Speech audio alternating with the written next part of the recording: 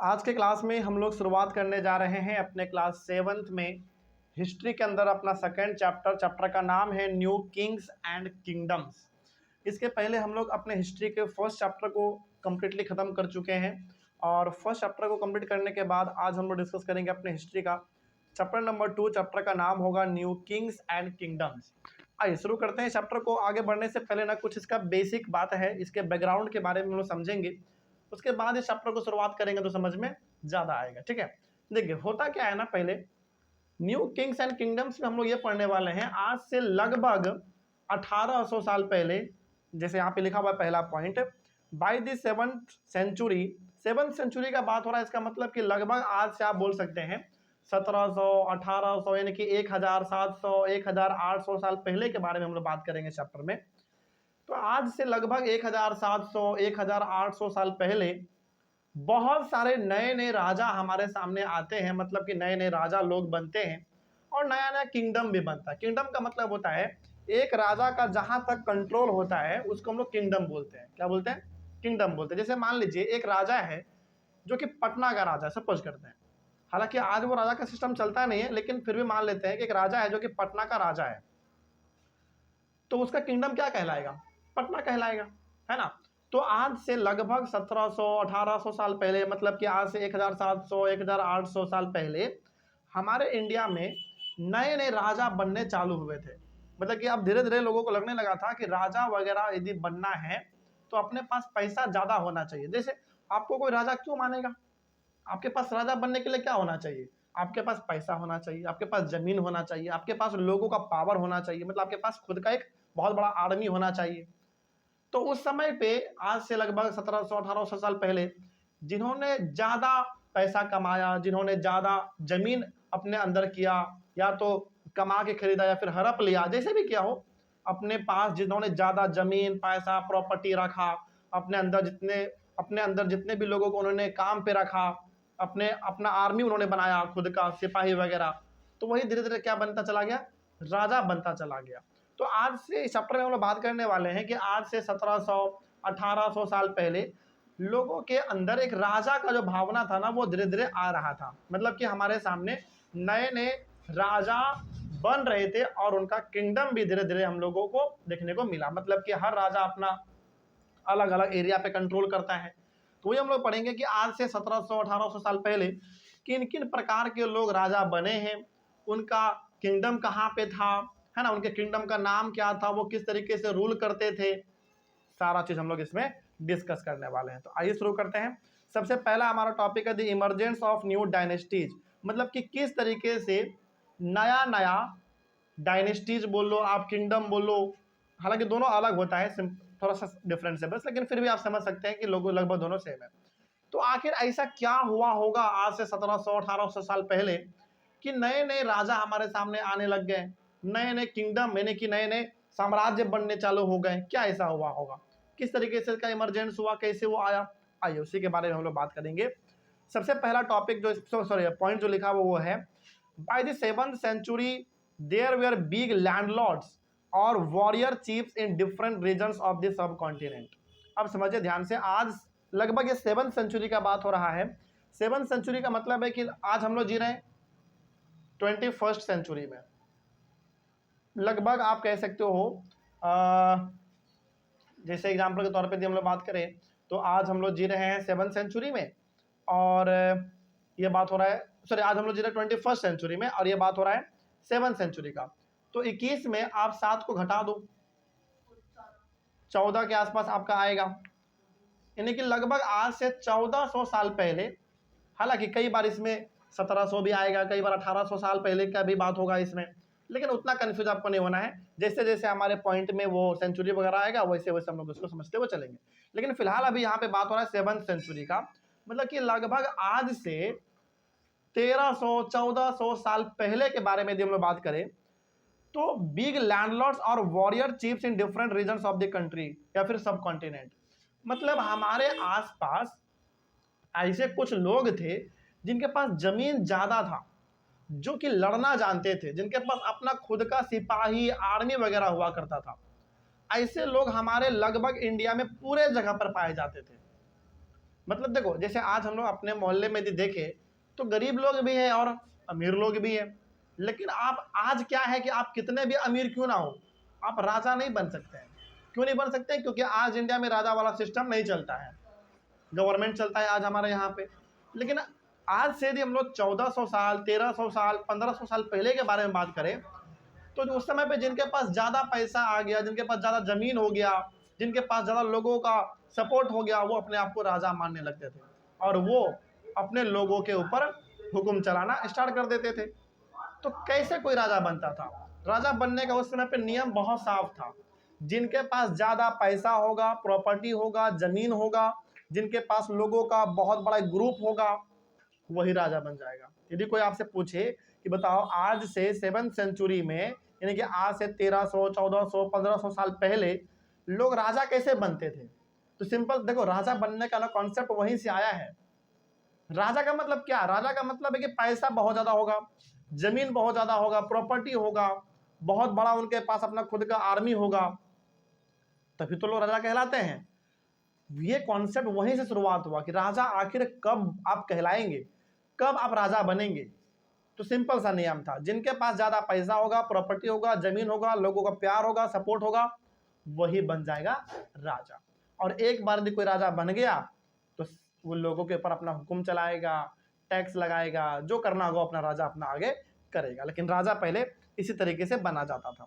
आगे, kings often acknowledged them as their subordinates और समानताज।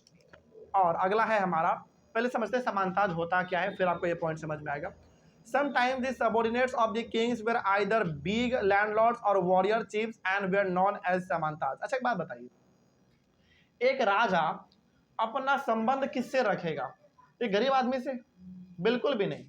एक राजा हमेशा चाहेगा कि हमारे आसपास वैसा ही लोग हो जो कि हमारे लेवल का है।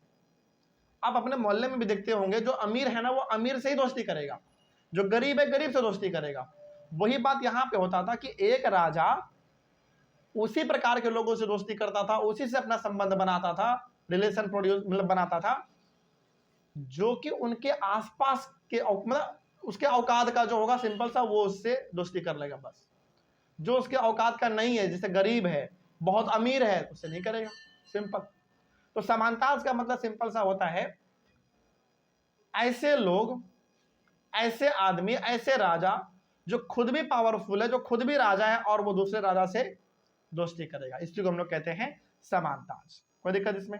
तो वही वाला पॉइंट यहाँ पे लिखा हुआ था, kings often acknowledge them as their subordinates और समानताज।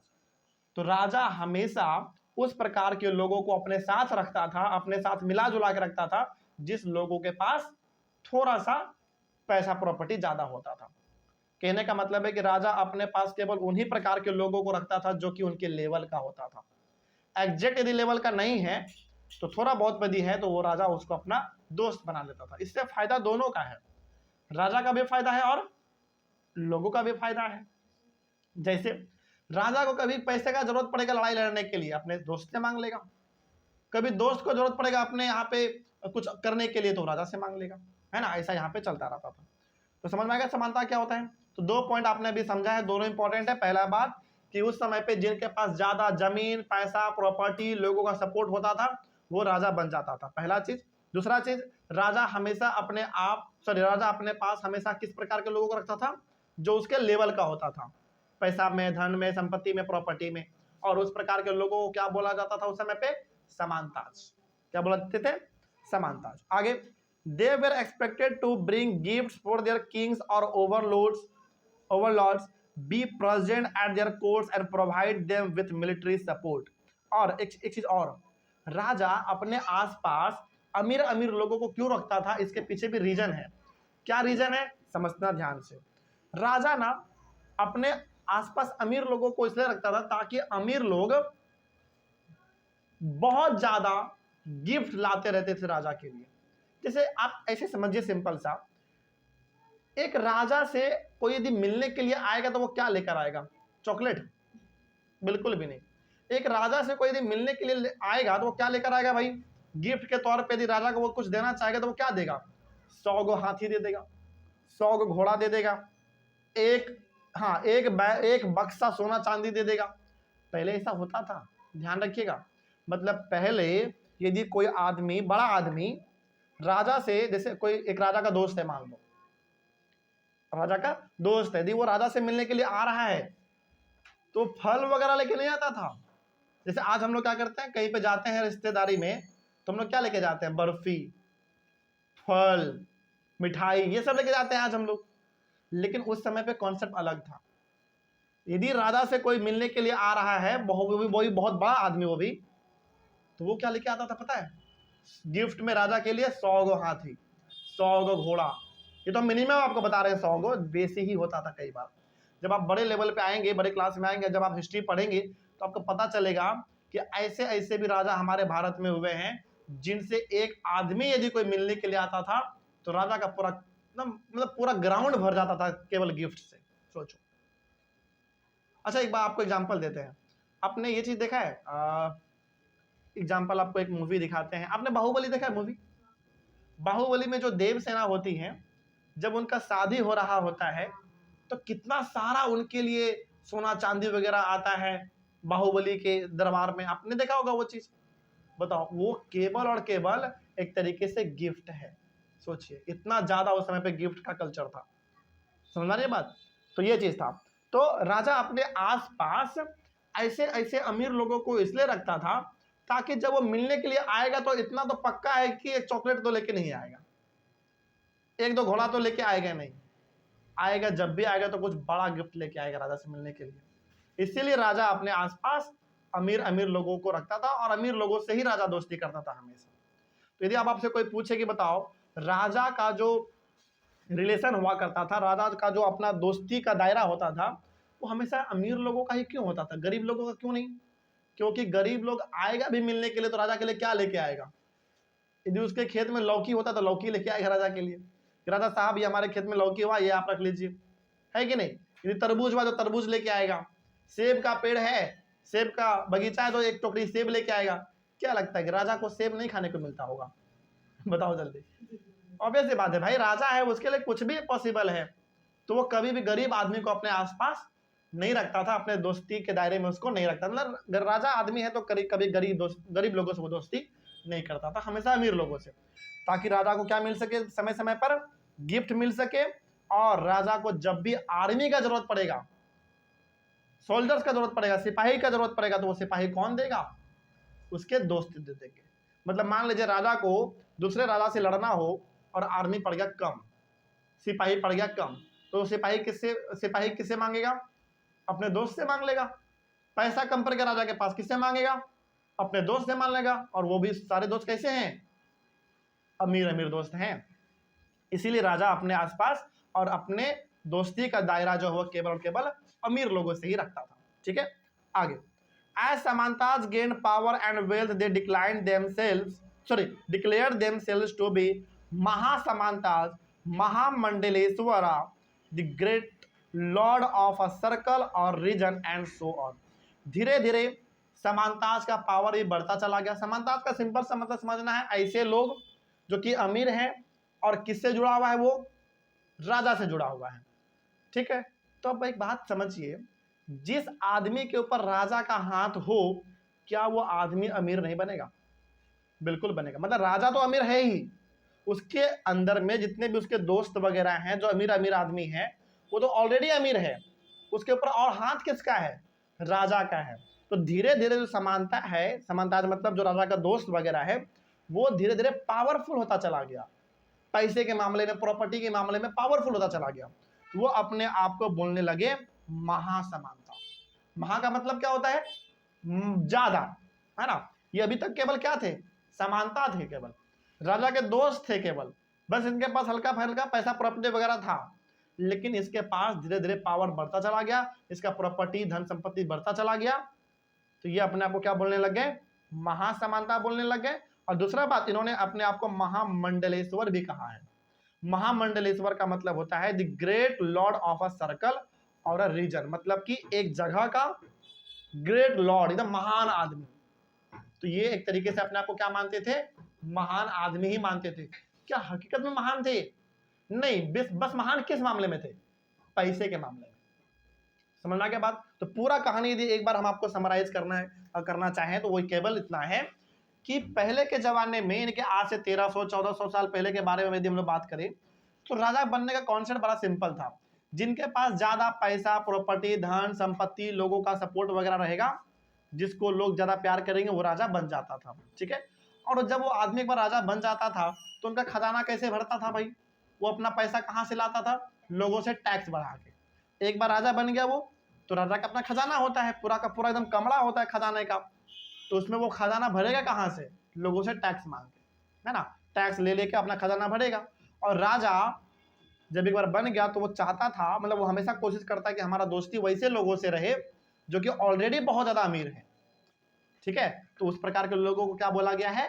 समानताज बोला गया। समानताज का मतलब वैसे लोग जो कि अमीर हैं, मतलब राजा से ज्यादा अमीर नहीं है लेकिन अमीर है और अच्छा खासा अमीर है, तो उससे राजा दोस्ती कर लेता था और उससे दोनों का फायदा होता था, समानता को भी और राजा को भी।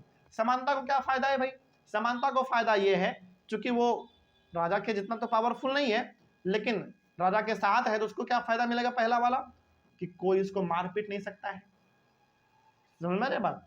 कोई मार पीट नहीं सकता है। और दूसरा बात, समानता के ऊपर राजा का हाथ रहेगा तो क्या लगता है आपको?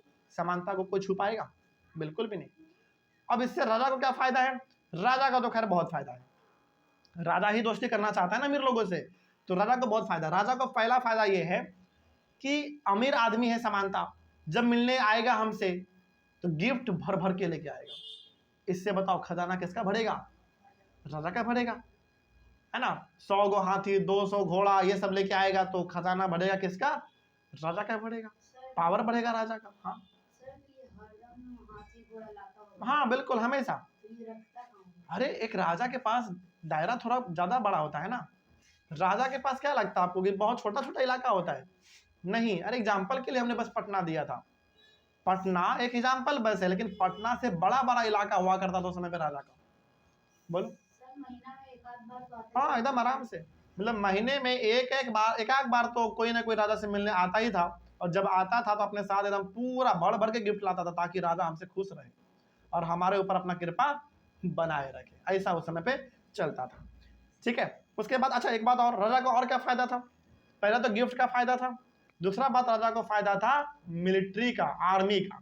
मान लीजिए राजा को कहीं से जाके लड़ना हो किसी से और आर्मी पड़ गया कम, तो वो अपना आर्मी किससे मांगेगा? समानता से मांगेगा। बोलेगा भाई तेरे पास जो भी 200-300 सैनिक है अपना, वो हमारे पास भेज दो, वो हमारे लिए लड़ाई लड़ेगा क्योंकि हमारा सैनिक कम पड़ गया है, भेज देगा अपना। इस तरीके से फायदा हमारा पहुंचता था। और चूंकि समानता के ऊपर हाथ होता है किसका?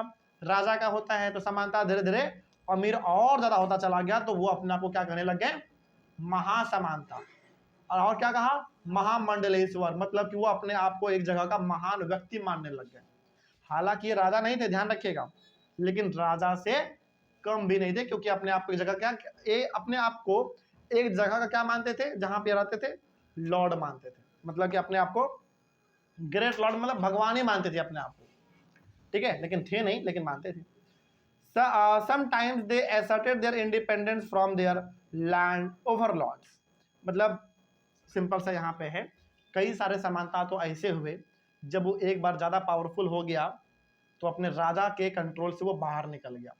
कई बार होता है ना कि अब हम इतना बड़े बन गए, हमको राजा का क्या मदद चाहिए भाई, हम खुद राजा हैं, मतलब घमंड आ जाता है ना आदमी के अंदर, वही बात यहाँ पे है। ठीक है, खैर आगे बढ़ते हैं। अगला हमारा है अबाउट राष्ट्रकूटा। आइए इसके बारे में थोड़ा सा पढ़ते हैं तो आपको समझ में थोड़ा ज्यादा आएगा कि आखिर ये था कौन। Initially they were subordinate to the Chalukyas of Karnataka. Dantidurga और Rashtrakuta chief overthrew his Chalukya overlord and performed a ritual called Hiranyagarbha, जिसका मतलब होता है the golden worm. When this ritual was performed with the help of Brahmins, it was thought to lead to the rebirth of the sacrificer as a Kshatriya, even if he was not one by birth. अब समझते हैं इसका मतलब है क्या। यहाँ पे ना राष्ट्रकूटा के बारे में बात किया गया है। Initially they were subordinate to the Chalukyas of Karnataka. थोड़ा सा कॉम्प्लेक्स टॉपिक है लेकिन अच्छे से समझिएगा। कर्नाटका हम लोग जानते हैं साउथ इंडिया में पड़ता है।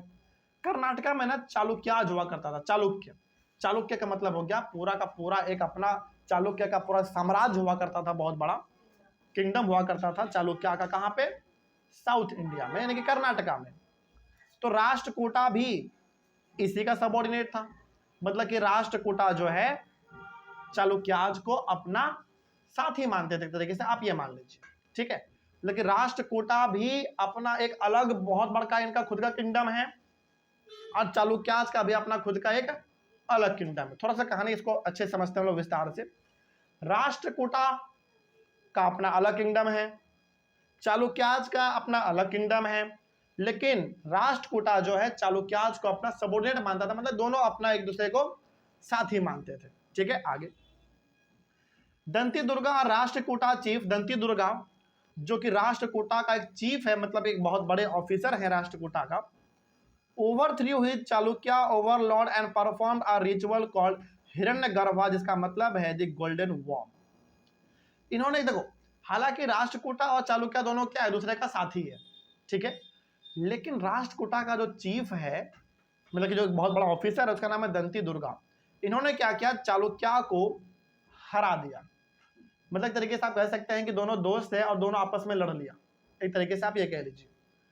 और राष्ट्रकूटा ने चालुक्य को हरा दिया, पूरी तरीके से उसको वहां से हटा दिया, और उन्होंने एक यज्ञ किया। यहाँ पर रिचुअल बोला गया है, लेकिन हकीकत में यहाँ पे एक यज्ञ किया गया, उसका नाम था हिरण्य। क्या नाम था? हिरण्य, जिसका मतलब होता है इंग्लिश में द गोल्डन वॉर्म। अब इसमें हुआ क्या था, इस रिचुअल में, इस यज्ञ में हुआ क्या था, देखो। When this ritual was performed with the help of Brahmins, जब इस परंपरा को परफॉर्म किया गया लड़ाई को जीतने के बाद, देखो पहले क्या होता था ना, जब कोई आदमी लड़ाई जीतता था तो अपना ना एक पूजा पाठ करवाता था खुशी के लिए। जैसे हम लोग आज भी अपने भारत में, और खास करके हम लोग अपने मिडिल क्लास परिवार में देखें, तो जब भी हम लोग कोई काम करते हैं या फिर हमारा कुछ अच्छा रिजल्ट आता है, तो हम लोग क्या करते हैं, पूजा पाठ करवाते हैं ना, भगवान के लिए, भगवान के प्रति हम लोग पूजा पाठ करते हैं। वही बात यहाँ पे है। तो जब राष्ट्रकूटा ने चालुक्याज को हराया, तो उन्होंने अपना ना एक रिचुअल करवाया, मतलब एक यज्ञ करवाया, बहुत बड़ा पूजा पाठ करवाया ब्राह्मण्स के मदद से, क्योंकि पूजा पाठ करवाने का काम किसका है, ब्राह्मण्स का ही था उस समय पे, आज भी है। It was thought to lead to the rebirth of the sacrificer as a kshatriya, even if he was not one by birth. इस रिचुअल में, इस परंपरा में यह कहा गया कि इस यज्ञ से एक अलग प्रकार का जाति निकलेगा, जिसका नाम होगा क्षत्रिय। हालांकि हकीकत में देखा जाए तो राष्ट्रकूटा जो यज्ञ करवा रहा है, उन्होंने कहा कि आज से क्षत्रिय हमारा एक नया रिलीजन होगा, हमारा एक नया कास्ट होगा। रिलीजन नहीं कहेंगे, रिलीजन का मतलब तो धर्म हो जाता है, रिलीजन का मतलब सिंपल सा कास्ट आप मान लीजिए। ओवरऑल कहने का मतलब है कि इन्होंने लड़ाई लड़ने के बाद जो पूजा पाठ करवाया, उस पूजा पाठ में इन्होंने अपने आप को क्षत्रिय बताया है, मतलब कि अपने आप को बहुत बड़ा महान आदमी बताया है, ठीक है, सिंपल है बस। आगे बात करें नेक्स्ट, उसके बाद है about Kadamba Maurya Sharman and गुर्जरा प्रतिहारा हरिश्चंद्र। इसके बारे में क्या लिखा हुआ है, थोड़ा सा इसके बारे में पढ़ते हैं, फिर आगे बढ़ेंगे।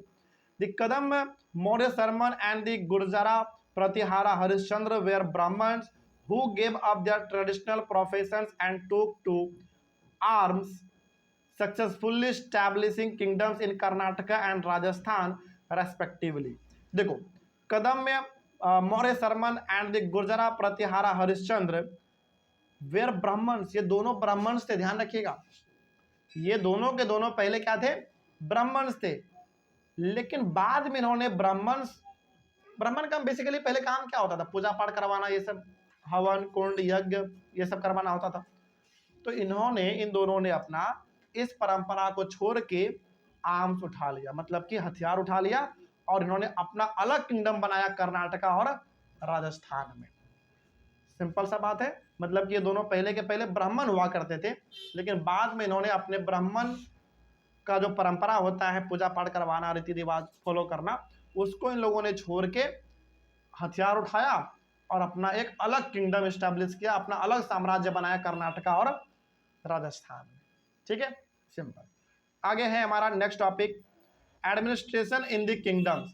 अब देखो, जो आदमी धीरे धीरे पावरफुल बनता जा रहा था, वो अपना एक अलग साम्राज्य बना रहा था, अपना अलग किंगडम बना रहा था, वहां पे सिस्टम कैसे चलता था इसके बारे में हम लोग बात करेंगे अगले वाले क्लास में। यहाँ तक समझ में आ गया सबको? चलिए तब तक के लिए थैंक यू वेरी मच।